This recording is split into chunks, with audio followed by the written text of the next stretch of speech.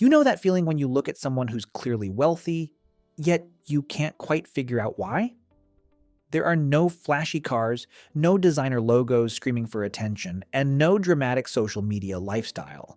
Just a calm, almost boring looking life. And yet somehow, money keeps flowing toward them like gravity. Now, here's the thing most people completely miss.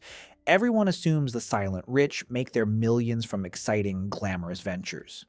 Tech startups, big investments, risky, high-growth businesses. But the reality is often very different. Many of them quietly own businesses so unglamorous, so painfully ordinary, that most people would scroll right past them without a second thought. They're not sexy, not trendy, and definitely not Instagram-worthy, but wildly profitable. You see, there is a specific turning point where these boring businesses become financial gold mines.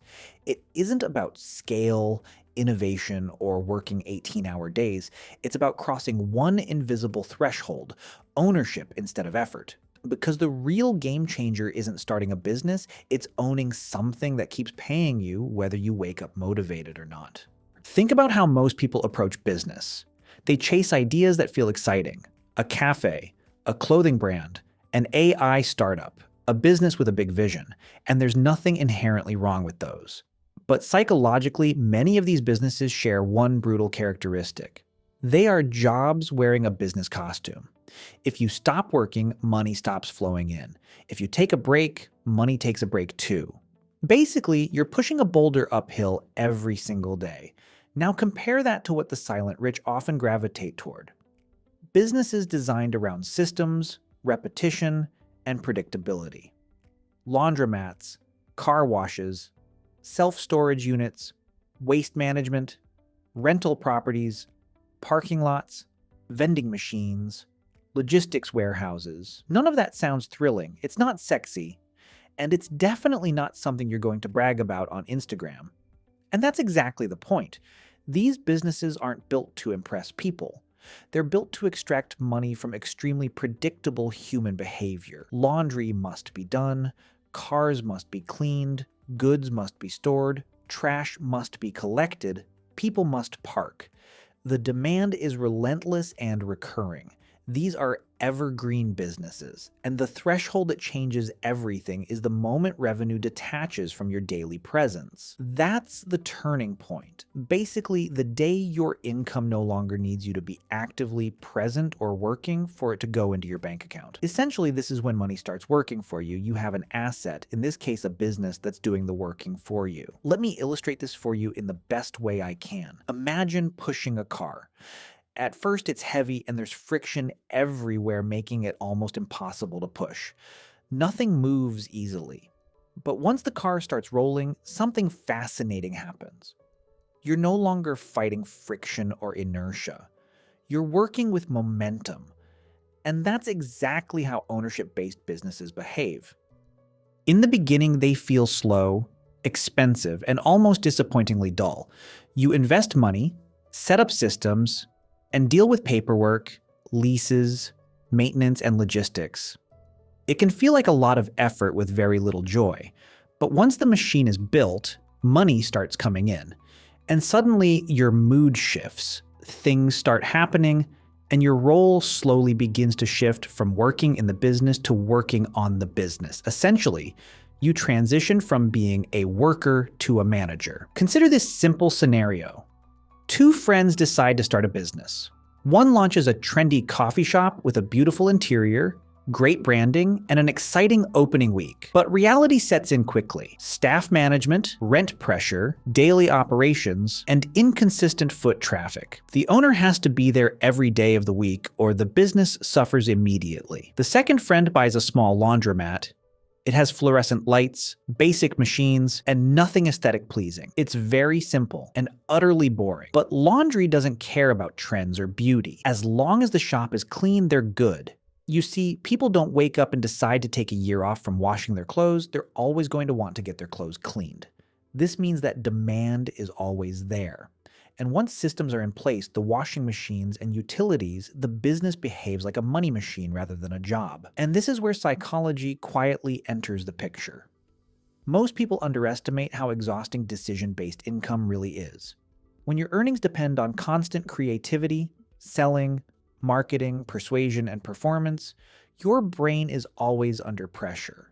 You must think, you must produce, you must compete. Ownership-based income flips that dynamic. Instead of convincing people to want something, you provide something they already must use. Your mental load drops dramatically. You become more patient, more selective, less desperate, because your survival is no longer negotiated every single month.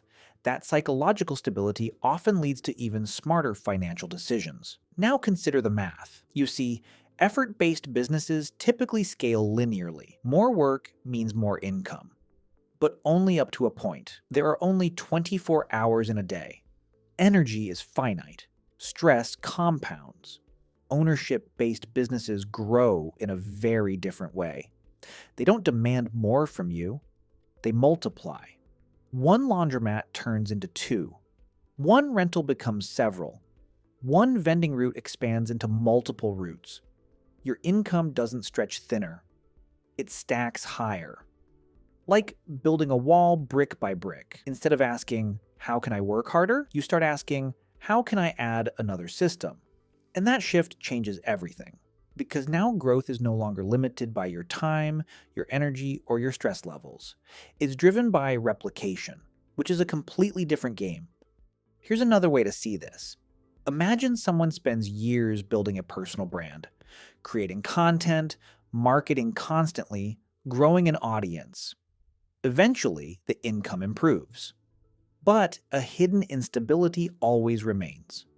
Algorithms change, audience attention shifts, energy fades, burnout appears. Nothing is ever truly locked in. Now compare that to someone else moving much more quietly. Instead of chasing attention, they acquire cash-flowing assets, rental units, a car wash, a storage facility. Not glamorous, not exciting, but deeply stable. Because these businesses aren't built on trends or public interest. They're built on human necessity. People will always need places to live, always need to wash cars, always need to store things. Demand isn't fragile. It's baked into everyday life. And necessity remains one of the most reliable economic forces on Earth. Yet this is where many people make a costly mistake. They reach their first profitable system and immediately sabotage the advantage. Instead of upgrading ownership, they upgrade their lifestyle. Income rises, expenses rise, and the machine meant to create freedom becomes another treadmill. New car payments, bigger house, higher obligations. The pressure returns. Except now, instead of working for survival, you're working to maintain appearances. The silent rich tend to behave very differently. When cash flow improves, they don't ask, what can I buy? They ask, what can I own next? Because they understand opportunity cost at a visceral level. Every dollar spent is an employee you just fired. Every dollar invested is an employee you just hired. Ownership grows in a way spending never can. When you consume, the benefit is temporary. When you own, the benefit repeats. Effort-based income gives you money, but ownership-based income gives you something far more powerful. Options. The ability to walk away.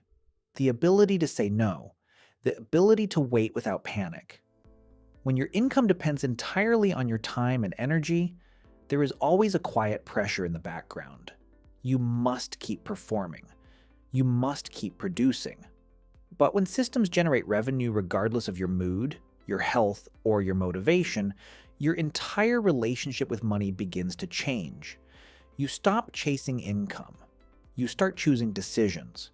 And this is the part few people fully appreciate. These so-called boring businesses are not just financial assets. They are psychological stabilizers. They smooth out uncertainty in both income and emotion, which is why their owners often appear calm, patient, and almost unimpressive from the outside. So, does this mean glamorous businesses are bad? Not at all, but it highlights a crucial distinction. Exciting businesses often feed the ego, ownership businesses feed the balance sheet. Over long time periods, boring and reliable tends to outperform thrilling uncertainty. Because wealth is rarely built from adrenaline. It's built from repetition, predictability, and systems that behave like gravity rather than fireworks. So the real turning point isn't finding the perfect idea.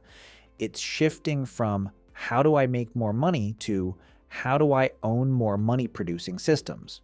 That's the identity shift.